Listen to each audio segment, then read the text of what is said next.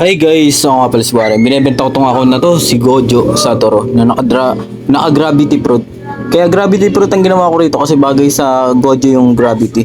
Ang kapangyarihan kasi ng isang kapangyarihan ni Gojo is gravity mga idol, sa mga hindi nakakaalam. Kaya para napagpupul siya tapos napag-ano rin siya ng mga bagay na destructible. Kaya bagay sa kanya yan, may mga fruit na rin siya, may creation, tapos yan, level 1509 lang to mga idol before full gear ng human race. Dalawang rage meter, isang flash step ang passive nito mga idol. Kaya pag nakita nyo. Tapos naka-electric loan na rin mga idol. Oh. Tapos 12 belly, may 11k fragments para kung ano magawa nyo. Tapos yan. Ganda yan. Pan ni Gojo Satoru. Yung skin niya is Gojo Satoru nung kalaban niya si Sukuna mga idol. Pag nung nakalaban niya si Sukuna.